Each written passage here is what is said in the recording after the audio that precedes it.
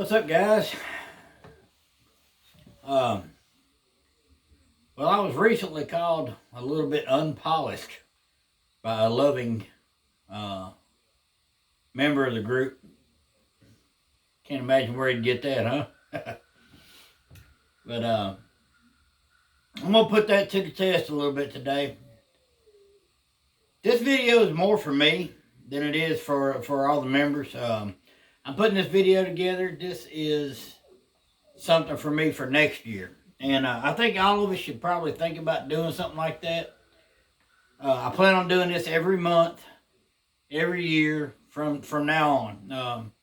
It's the where I went wrongs. It's the for the people that hunt around here with me, the local guys that know me. You know, it'd be helpful for y'all, or at least something for y'all to check out. So just with that in mind, I'm going to do a October recap.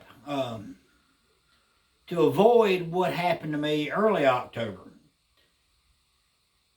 We all have this tendency, even me, as much as I talk about going somewhere new, hunting off the maps, finding other places, finding new places, only hunting places a few times, all of which are super, super important things for the way I hunt. But that said, we all have last October on our mind, or last November on our mind. Mistake. So this is what these videos are about. This is it's going to be a little separate series. I'm only putting these on YouTube, I think. I'll probably put a link over there on Facebook. I'm wanting to kind of figure out, you know, I'm still trying to find my identity on social media.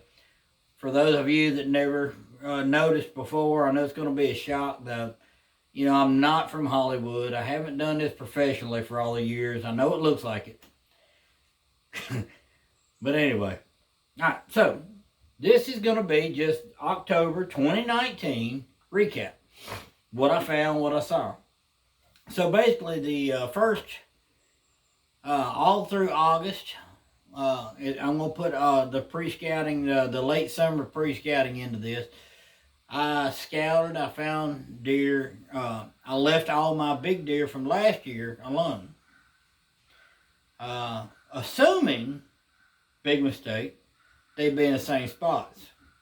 Their bedding is really close. I have found those deer. But the food sources, we got to always think about the food sources. Talking to you, Adam Jones. This year I went in thinking they were going to be on the same kind of browse and stuff that they were early last year. Last year was a very low acorn crop. This year has been a flood of acorns. They are every step of the way, and the deer are eating them up quicker than I've ever seen it. So that's a big difference. And that's something I'm wanting to put in this video to myself. Is that, hey dummy, how many acres are on the ground? Okay, if this is where they were bedded last year, you know what? They may not be bedded here this year due to the fact that last year they were eating a lot of the greenery, a lot of the browser, the few acorn trees that were dropping. You know, you could go out and find specific trees last year. Us here, especially the ones of us that hunt here in central Alabama, are blessed with more acorn trees than most places. They're on a 2-year cycle for the most part. And so they, you know, obviously they fall every other year. So this year was a large drop. I found sign in those areas where the deer were. And I wanted to hunt the places the same way I hunted them last year, even though it was different areas of that same area. Or different trees, different spots in that same area. And what I found is I was 2 weeks behind the deer. I was hunting trees that fell last year. Okay? That's a mistake. You know, going in blind, I'm saying, okay, this tree fell last year. Now, I know better. But I fall into the same trap just like everyone does. You know, you get these favorite spots. And that's what I did. And I did that the first 2 weeks, and I've been behind the deer a about a week and a half to 2 weeks all year. You know, I work a lot. I have to, you know, like all of us, we know hunting has to be third, which makes me want to throw up to say hunting is third. It's always God first. It's always family second. And I juggle between work and hunting. But, you know, I need to be able to keep the house and the electric bill going, so I guess hunting has to be fourth. All right, I'm getting sick.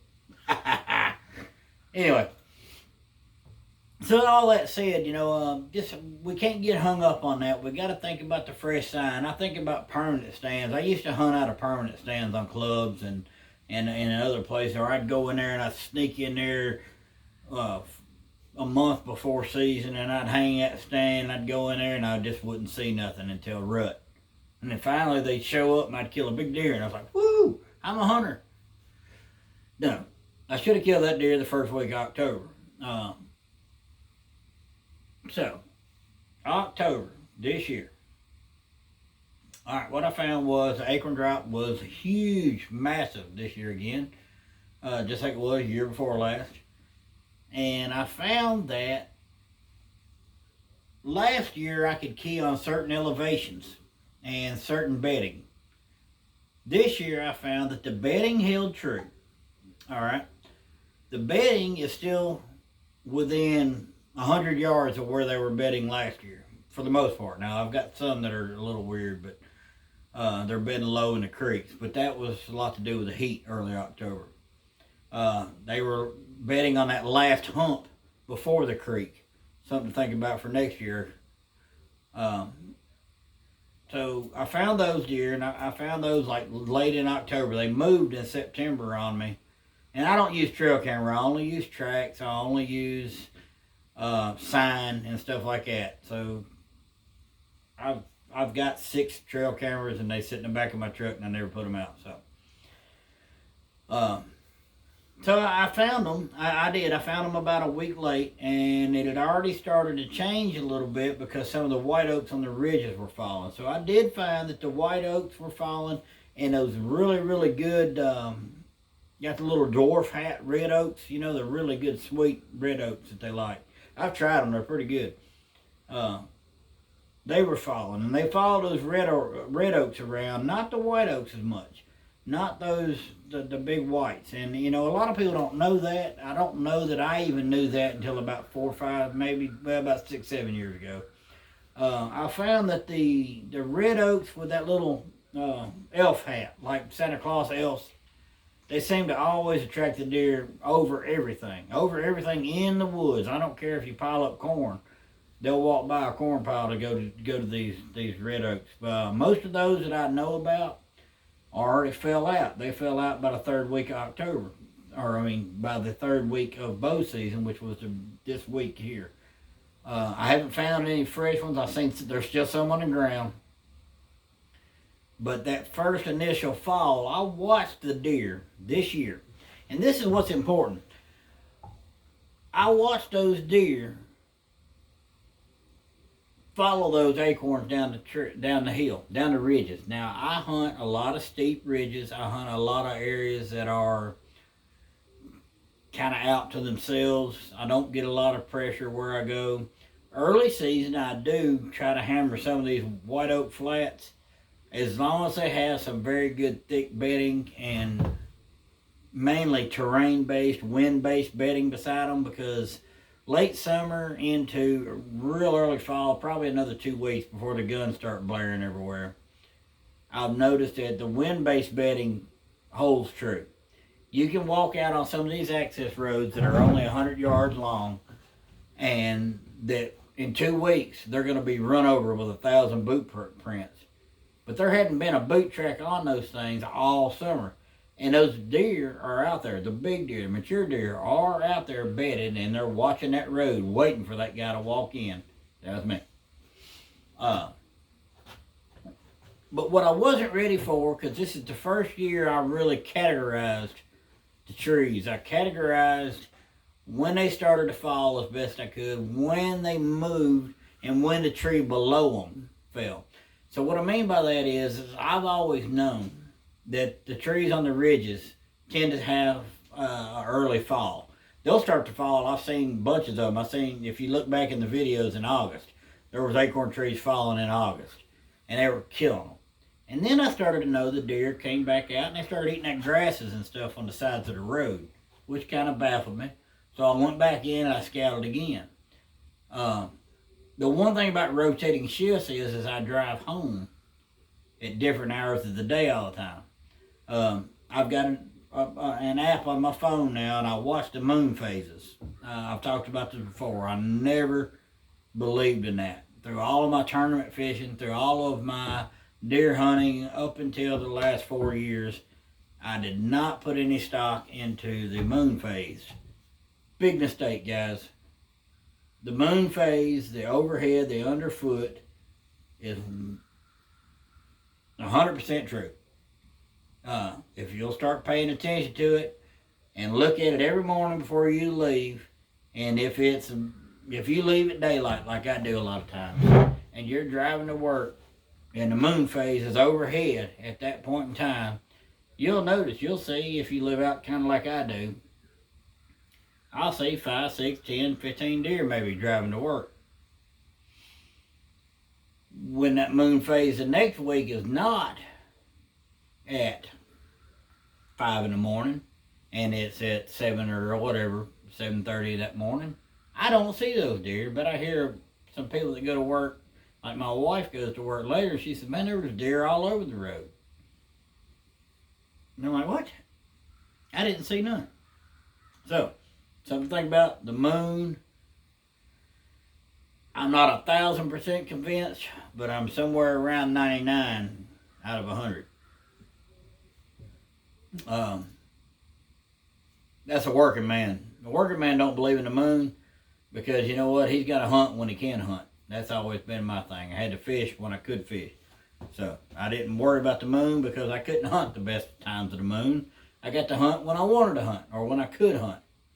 So, all right, so early October, the acorns started falling. Man, the ridges were raining. I started hunting in my bedding, waiting on them to go out there. I figured out those little red oaks, if I'd have been hunting those specific trees closest to the bedding, I would have got it. I let several does walk by one a little bit later in the year, and then they moved down the ridge a little bit.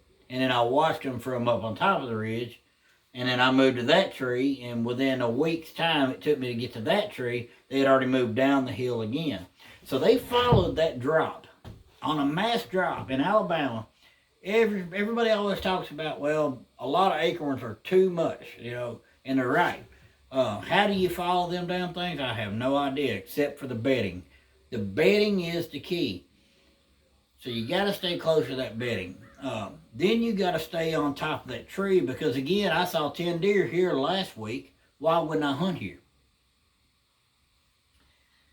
Well, I'll tell you why. Because the bigger, mature deer went down the hill 50 more yards. So this is something I got to remember for not next year. It'll be the year after next. Hence this video. Follow the tree drive. Listen to it. It's raining where you're at, but there's a little bit different tree. That little red oak with the elf hat on, I'm telling you, that is the key. If there ain't none of them, of course the white oaks are going to fall. But the white oaks that I'm going to have to get better. Because the white oaks I'm seeing, you put one beside another, the acorn looks different. So this is something I got to study and look into a little bit. There's some mountain oak acorns, some swamp acorns. I mean, there's acorn. All right, so I don't know all of those.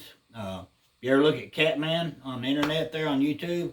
Catman, if you look in his early season stuff, he breaks it down better than anybody. I try to learn from him. I think he's got me outsmarted at this time when it comes to what type. But what I do know is he tries to isolate how many's falling. So that's another thing for next year. All right, now that we've moved down the hill, I followed the deer down the hill. Everybody knows I killed that pretty nice mature doe. Very smart doe. I didn't get to film the hunt because I just left work and I was lazy. Didn't put the camera in the tree. Well, actually, I put the camera in the tree, but I didn't turn the camera on because she came up behind me. Cool thing about that hunt. All right, I told y'all I had to start hunting the bottoms, which is another thing that I absolutely hate to do. But every deer in the area I hunt, most of y'all know what management area that is.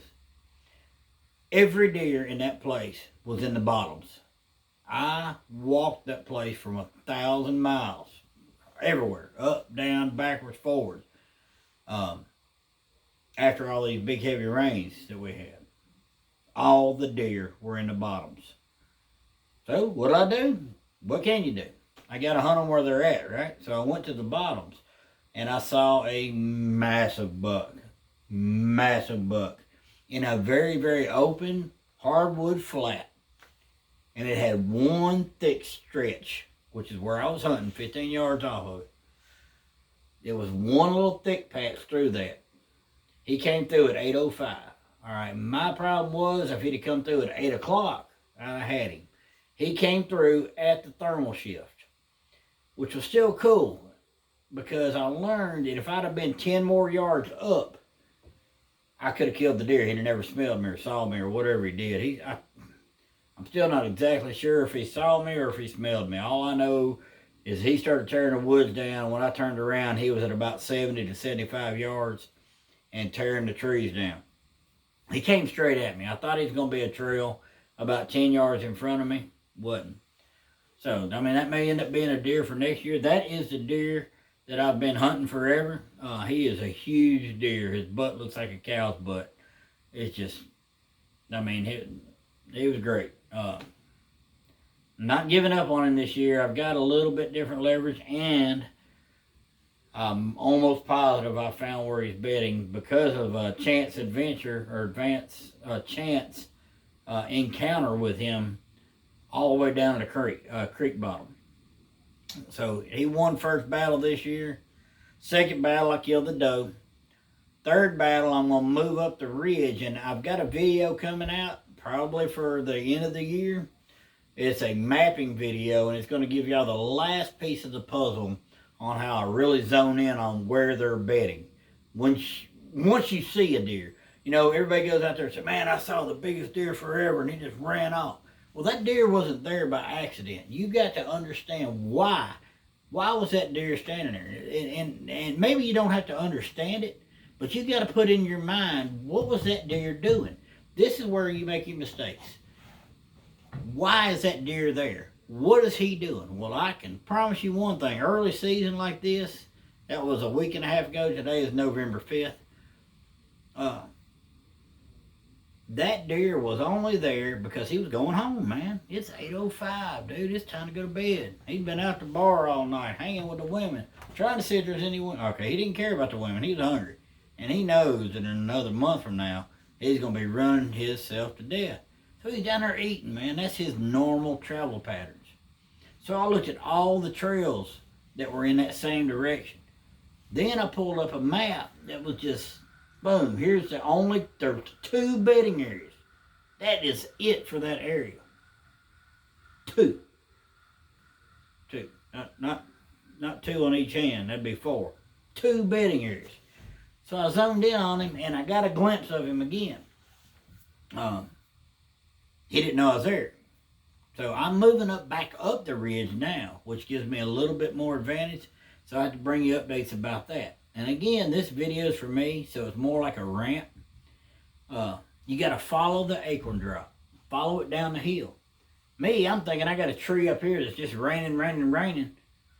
Dude, they moved all the way. They moved off those trees on the ridges. We had a little bit of a drought. That drought hurt some of the ones on top. They were a little bit brown already hitting the ground. So when them ones on the middles of the ridges started to fall, they were just pretty and green, and they were killing them. And then they left them like a bad girlfriend. And they went down in the bottoms, and they started eating all them ones in the bottom of them flats. And it was shady, and and they got all the swirl from the wind. So they feel safer down there anyway. So just something to think about. October was great. Don't get hung up on what you saw last year. Believe what you see. You have to believe it. When you look at these deer signs, when you look at these tracks, When you get a good rain, I don't care if you blow deer out of there or not. Walk down the roads that you can see around a big deer. Find those tracks. Look at the direction he's going, and that's when this next video is going to really come into play. I'm doing a new little thing, and it just started on this one deer. It's hard to explain without showing it. My internet's acting stupid because I got satellite internet. If I had it, I'd show you today. But anyway, there's intersecting lines on these deer. We see those trails that all come together on these deer. What I'm doing now with the mapping is basically mapping out all those intersections. And I never could do that before because I never knew where they were bedded. The key is knowing where these big deer lay. And like I said, once you know that, then you got a starting point. And the starting point is what I'm starting to see. And that's what's putting me closer to these deer. And that's what I'm going to try to get out there to everybody is how to find those starting points. You know, I